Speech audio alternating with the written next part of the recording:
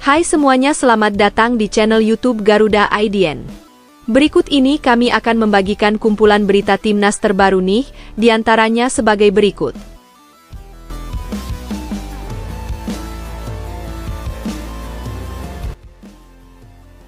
Mantap, laga Indonesia versus Australia akan disiarkan 125 negara.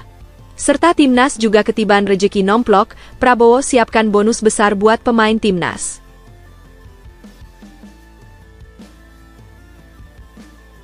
Keputusan berani Patrick Kluivert mencoret Hoki Caraka, Muhammad Ferrari, Nadeo Argawinata dan Ricky Kambuaya. Pemain tersebut tak masuk dalam daftar 23 pemain yang akan didaftarkan esok hari melawan Australia.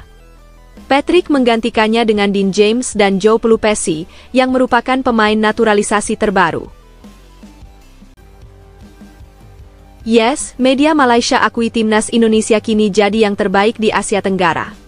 Mereka menyarankan agar tim lain bisa mencontoh strategi skuad merah putih agar bisa jadi tim kelas dunia. Namun sebelum lanjut ke pembahasannya, alangkah baiknya untuk tekan tombol like dan subscribe-nya ya guys. Jika sudah, mari kita lanjut.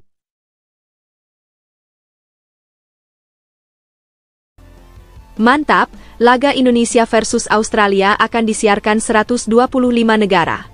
Serta timnas juga ketiban rejeki nomplok, Prabowo siapkan bonus besar buat pemain timnas.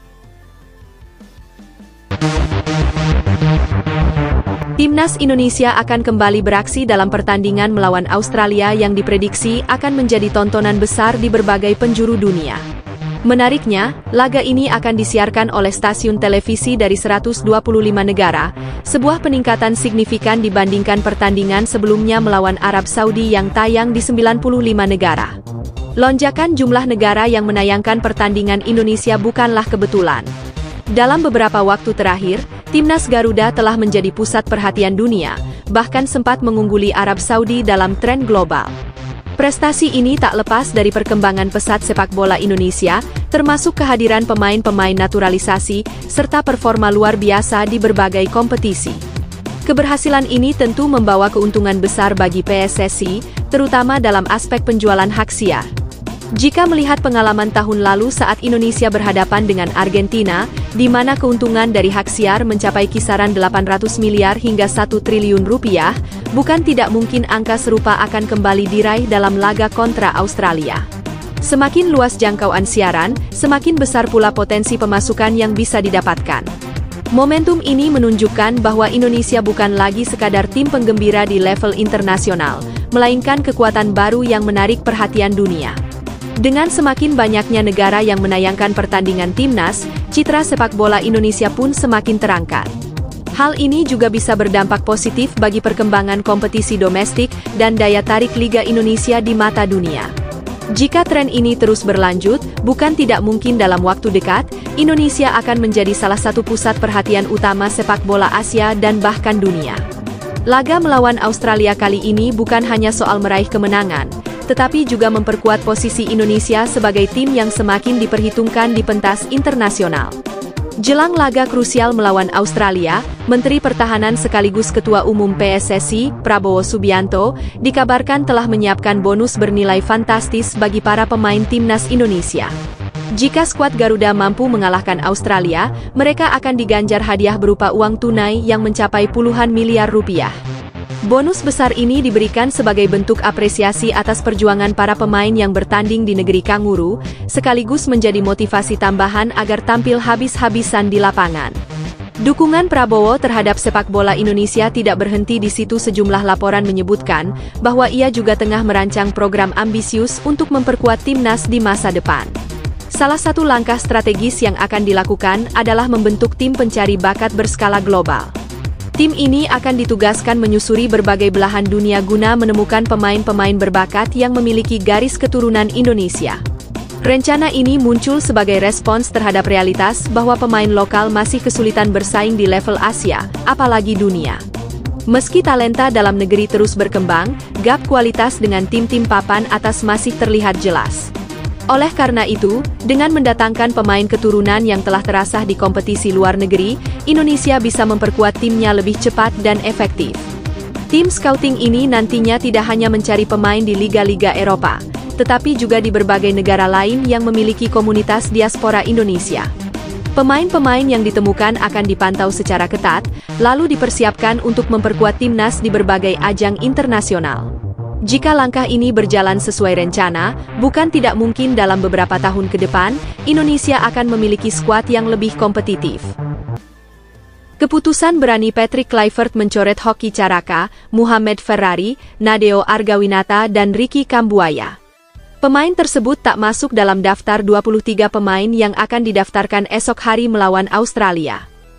Patrick menggantikannya dengan Dean James dan Joe Pelupessy, yang merupakan pemain naturalisasi terbaru. Jelang laga penting melawan Australia, Patrick Kluivert harus membuat keputusan sulit dalam menentukan skuad akhir timnas Indonesia. Dengan regulasi yang membatasi jumlah pemain hanya 23 orang, sementara skuad yang dibawa sebelumnya berjumlah 30 pemain, pelatih asal Belanda itu terpaksa mencoret 4 nama dari daftar final. Setelah melakukan evaluasi menyeluruh, Kluivert akhirnya memutuskan untuk tidak menyertakan Hoki Caraka, Muhammad Ferrari, Nadeo Argawinata, dan Ricky Kambuaya dalam daftar pemain yang akan berlaga. Keputusan ini bukan tanpa alasan. Hoki Caraka, meskipun dikenal memiliki naluri mencetak gol, sering kehilangan bola di momen-momen krusial yang membuat transisi serangan menjadi tidak efektif. Di lini pertahanan, Ferrari sebenarnya punya potensi besar, tetapi emosinya yang masih sulit dikendalikan kerap menjadi bumerang bagi tim. Ricky Kambuaya juga harus menerima kenyataan pahit setelah performanya dinilai kurang stabil. Gaya bermainnya yang agresif terkadang malah membuat lini tengah timnas kehilangan kontrol permainan. Sementara itu, Nadeo Argawinata, yang sempat menjadi andalan di bawah Mister Gawang, belakangan ini kurang menunjukkan konsistensi dan sering kebobolan dalam situasi yang seharusnya bisa diantisipasi dengan lebih baik. Sebagai gantinya, Kluivert memberikan kesempatan kepada 2 pemain naturalisasi terbaru, Joe Pelupessy dan Dean James. Kehadiran mereka diharapkan bisa memberikan dimensi baru bagi timnas. Pelupessy, yang berposisi sebagai gelandang bertahan, dikenal memiliki kemampuan membaca permainan yang baik dan bisa menjadi penghubung yang solid antara lini pertahanan dan lini tengah. Sementara itu, Dean James, yang bisa bermain sebagai bek kiri maupun bek tengah, menawarkan fleksibilitas di lini belakang serta pengalaman bermain di kompetisi yang lebih tinggi. Keputusan ini tentu akan menimbulkan perdebatan, terutama di kalangan supporter yang memiliki harapan besar terhadap para pemain yang dicoret. Namun, sebagai pelatih, Kluivert harus memprioritaskan strategi dan kebutuhan tim untuk menghadapi lawan sekelas Australia. Dengan kombinasi pemain yang lebih segar dan berpengalaman, timnas Indonesia diharapkan mampu memberikan perlawanan sengit dan tampil lebih solid dalam pertandingan mendatang. Langkah ini juga menunjukkan bahwa tidak ada jaminan bagi pemain manapun untuk selalu mendapat tempat di timnas. Hanya mereka yang benar-benar menunjukkan performa terbaik yang akan mendapatkan kesempatan membela merah putih di panggung internasional. Sebagai bagian dari strategi menghadapi Australia, Patrick Kluivert telah membuat keputusan berani dengan mencoret beberapa pemain dan menggantinya dengan wajah baru yang dinilai lebih siap secara statistik maupun pengalaman. Selain memasukkan Dean James dan Joe Pelupessy, Kluivert juga memanggil Emil Audero untuk memperkuat lini pertahanan timnas Indonesia. Pergantian ini bukan sekadar keputusan tiba-tiba, melainkan hasil dari analisis mendalam terhadap performa setiap pemain. Dean James menawarkan fleksibilitas sebagai bek yang bisa bermain di beberapa posisi, sesuatu yang sangat dibutuhkan timnas dalam laga-laga besar. Joe Pelupessy, yang memiliki pengalaman di Liga Eropa, juga dianggap mampu memberikan stabilitas di lini tengah dengan visi bermain yang lebih matang. Sementara itu, Emil Audero, kiper berpengalaman yang pernah berlaga di level tertinggi sepak bola Eropa, diharapkan bisa menjadi jawaban atas permasalahan konsistensi di sektor penjaga gawang. Dari sisi statistik, ketiga pemain ini memang menunjukkan performa lebih baik dibandingkan mereka yang dicoret. Emil Audero, misalnya, memiliki persentase penyelamatan yang jauh lebih tinggi, sementara Pelupessy dan Dean James memiliki akurasi operan serta kemampuan bertahan yang lebih solid. Dengan kualitas mereka, timnas Indonesia diharapkan tampil lebih disiplin dan efektif saat menghadapi tim sekelas Australia. Keputusan ini tentu bisa menimbulkan pro dan kontra di kalangan supporter. Beberapa mungkin merasa pemain yang dicoret masih layak mendapat kesempatan, sementara yang lain melihat ini sebagai langkah tepat untuk meningkatkan daya saing tim. Namun, satu hal yang pasti, Kluivert memilih berdasarkan kebutuhan tim, bukan sekadar nama besar. Apakah ini keputusan terbaik? Hanya waktu yang bisa menjawabnya. Ini baru mantap, Rafael Struijk mulai jadi striker andalan di klub Brisbane Roar. Pelatih Brisbane Roar ingin Struijk jadi starter di setiap pertandingan setelah melihat performanya yang tajam. Rafael Struijk, penyerang muda timnas Indonesia, kini berada di posisi yang lebih menguntungkan untuk mengisi posisi inti di Brisbane Roar setelah saingan utamanya, Thomas Waddingham, resmi meninggalkan klub. Struijk yang bergabung dengan klub asal Australia tersebut pada September 2024, sempat kesulitan untuk menembus starting 11. Meskipun memiliki kesempatan bermain, ia lebih sering tampil dari bangku cadangan dan hanya sekali dipercaya menjadi starter dalam 9 pertandingan yang telah dilakoni. Sebelum kepergian Waddingham, Struijk memang kalah bersaing dengan penyerang berusia 19 tahun asal Australia tersebut. Waddingham menjadi andalan utama di lini depan Brisbane Roar, bahkan mencetak 4 gol yang menjadikannya sebagai top scorer klub. Meski Struijk menunjukkan kualitas permainan yang menjanjikan, posisi Waddingham yang lebih sering tampil menjadi halangan baginya untuk tampil lebih banyak. Namun, kini dengan hengkangnya Waddingham ke klub Liga Inggris, Portsmouth FC, Struijk berpeluang besar untuk merebut posisi utama di lini depan Brisbane Roar. Kepergian Waddingham membuka peluang besar bagi Struijk untuk menampilkan performa terbaiknya dan meraih posisi reguler di tim inti. Ini bisa menjadi kabar baik bagi timnas Indonesia, mengingat semakin banyak menit bermain yang bisa diperoleh Struijk di klubnya akan berpengaruh positif terhadap perkembangan karir internasionalnya. Pelatih timnas Indonesia, Patrick Kluivert, selalu menekankan pentingnya bagi pemain untuk mendapatkan waktu bermain yang cukup di level klub sebagai syarat untuk dipanggil ke timnas. Dengan lebih banyak menit bermain di Brisbane Roar, Struijk memiliki kesempatan besar untuk berkembang dan meningkatkan kontribusinya bagi skuad Garuda. Terlebih lagi, pengalaman yang didapatkan di A-League, liga yang cukup kompetitif di Asia, akan sangat berharga untuk membentuk Struijk menjadi pemain yang lebih matang. Kesempatan ini merupakan peluang yang tidak boleh disia-siakan oleh Struijk. Dengan persaingan di lini depan yang kini terbuka lebih lebar, ia bisa membuktikan kualitasnya dan memberikan dampak positif baik di level klub maupun tim nasional. Keputusan untuk lebih sering dimainkan di klub tentu akan menjadi langkah penting bagi masa depannya di timnas Indonesia.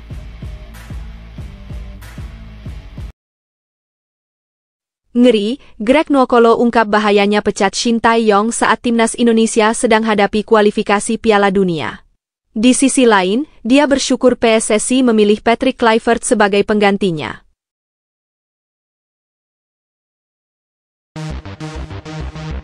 Greg Nwokolo, mantan penyerang timnas Indonesia, memberikan pandangannya terkait keputusan PSSI yang memutuskan untuk mengakhiri kerja sama dengan pelatih Shin Tae-yong. Ia mengakui bahwa meskipun pemecatan pelatih di dunia sepak bola bukan hal yang langka, waktu yang dipilih PSSI untuk mengambil langkah tersebut terbilang berisiko besar. Menurut Greg, timnas Indonesia sedang berada dalam situasi yang sangat penting dengan perjuangan mereka di putaran ketiga kualifikasi Piala Dunia 2026 zona Asia, sehingga perubahan pelatih di tengah jalan dapat mempengaruhi perjalanan mereka ke depan. Greg menyampaikan bahwa setelah Indonesia mengalami kekalahan dari Jepang, ada perubahan positif yang ditunjukkan oleh Shin Tae-yong, khususnya saat timnas berhasil meraih kemenangan atas Arab Saudi. Kemenangan tersebut memberi angin segar bagi harapan masyarakat Indonesia untuk lolos ke Piala Dunia 2026. Namun, Greg juga memahami bahwa bagi banyak orang di Indonesia, setiap ajang yang diikuti oleh timnas, termasuk turnamen seperti Piala AFF, selalu dianggap sangat penting.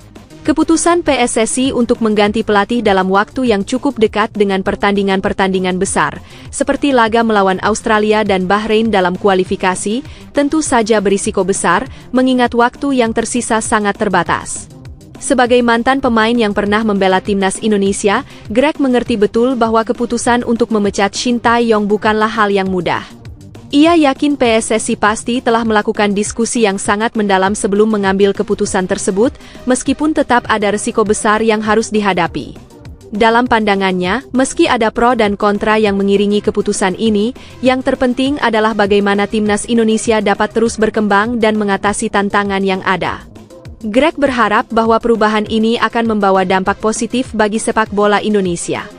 Kini, Greg menekankan bahwa fokus utama adalah kemajuan timnas Indonesia dengan segala tantangan dan risiko yang menyertainya. PSSI dan pelatih pengganti memiliki tanggung jawab besar untuk menjaga semangat dan mimpi masyarakat Indonesia agar tetap hidup, dengan harapan besar untuk membawa Garuda ke pentas Piala Dunia 2026.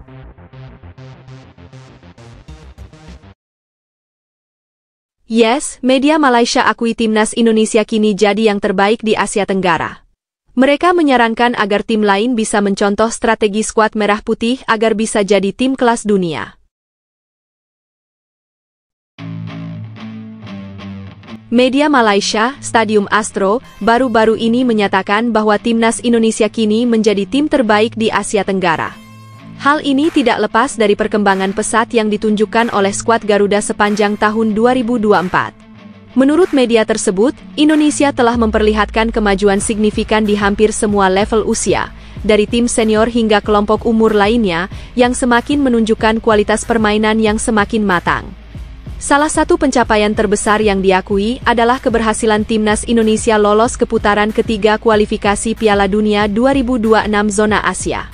Pencapaian ini menjadikan Indonesia satu-satunya negara di Asia Tenggara yang berhasil melaju sejauh ini, sebuah prestasi yang patut dibanggakan di kawasan yang sering dianggap memiliki banyak pesaing kuat. Dengan hasil ini, timnas Indonesia semakin mengukuhkan posisinya di kancah sepak bola Asia, serta menunjukkan bahwa mereka memiliki potensi untuk bersaing dengan tim-tim terbaik di dunia. Tak hanya itu, timnas Indonesia juga berhasil memastikan tempat mereka di Piala Asia 2027, sebuah pencapaian luar biasa karena mereka lolos langsung tanpa harus melalui jalur kualifikasi. Hal ini menambah keyakinan bahwa Indonesia kini berada di jalur yang tepat menuju prestasi lebih tinggi. Di saat beberapa negara besar seperti Vietnam, Thailand, dan Malaysia mengalami penurunan performa, Indonesia justru tampil konsisten dan semakin menunjukkan dominasi mereka di kawasan ini. Stadium Astro juga memberikan pujian pada kiprah timnas Indonesia di kualifikasi Piala Dunia 2026, di mana mereka kini menduduki posisi ketiga di klasemen sementara dengan koleksi 6 poin. Ini menandakan bahwa Indonesia tidak hanya berkompetisi, tetapi juga bersaing dengan serius untuk meraih tiket ke Piala Dunia. Melihat perkembangan yang ada, tidak berlebihan jika Indonesia kini dipandang sebagai kekuatan baru di Asia Tenggara dan mulai diperhitungkan oleh negara-negara besar di benua tersebut. Timnas Indonesia kini memiliki momentum yang baik untuk melangkah lebih jauh dalam turnamen internasional mendatang. Mantap, Jose Mourinho kabarnya sudah memberi restu kepada Jayden Oosterwolde untuk gabung timnas Indonesia. Menurut Mourinho, daripada menunggu panggilan timnas Belanda yang tidak jelas, lebih baik gabung skuad Garuda yang saat ini juga naik daun. Jayden Oosterwolde, bek Fenerbahce yang bermain di Liga Turki, baru-baru ini mengungkapkan bahwa ia telah dihubungi oleh PSSI untuk membela timnas Indonesia. Pemain berusia 23 tahun yang lahir di Zwolle, Belanda, ternyata memiliki opsi untuk membela 3 negara, yaitu Belanda, Indonesia, dan Suriname, berkat status kewarganegaraan ganda yang dimilikinya. Jayden, yang kini bermain untuk Fenerbahce yang dilatih oleh Jose Mourinho, mengatakan dalam sebuah wawancara dengan sebuah media bahwa dirinya telah menerima tawaran dari PSSI untuk menjadi bagian dari skuad Garuda. Namun, ia juga menyebutkan bahwa Suriname telah menghubunginya, menambah pilihan yang ia pertimbangkan untuk masa depan karir internasionalnya. Sebagai pemain yang menguasai posisi bek kiri dan bek tengah, Jayden lebih sering dimainkan di posisi bek kiri oleh Mourinho di Fenerbahce. Keberadaannya di klub Turki ini menunjukkan perkembangan pesat dalam karirnya, mengingat ia sebelumnya dikenal sebagai pemain yang tampil menjanjikan sejak masih muda. Selain itu, Jayden memiliki kedekatan dengan 2 pemain yang berasal dari kota kelahirannya, Zwolle, yaitu Tijjani Reijnders, yang saat ini bermain untuk timnas Belanda, dan Eliano Reijnders yang membela timnas Indonesia. Ketiganya sudah menjalin persahabatan sejak masih berada di kelompok usia, dan hubungan tersebut masih terjaga meski kini mereka berkarir di luar negeri. Jaiden mengenang masa-masa saat bermain bersama mereka di level kelompok usia, dengan ambisi besar untuk suatu hari bisa masuk ke dalam tim nasional Belanda. Namun, Jaiden mengakui bahwa keputusan mengenai negara mana yang akan dibelanya di kancah internasional masih belum diambilnya. Meskipun tawaran dari PSSI dan Suriname sudah datang, ia ingin mempertimbangkan segala pilihan dengan matang sebelum membuat keputusan besar tersebut. Momen ini menambah daftar pemain berbakat keturunan yang sedang dipertimbangkan untuk memperkuat timnas Indonesia di masa depan. Dengan kualitas yang dimilikinya, baik di level klub maupun potensi di tim nasional, masa depan Jaiden Oosterwolde tentu akan menjadi perhatian bagi banyak pihak. Keputusan yang diambilnya akan sangat berdampak pada perjalanan karir internasionalnya dan potensi kontribusinya untuk negara yang akhirnya ia pilih.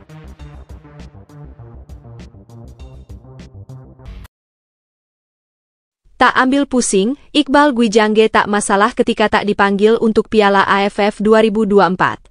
Tanpa berkecil hati pemain ini langsung fokus untuk pertandingan di Timnas U20 saja.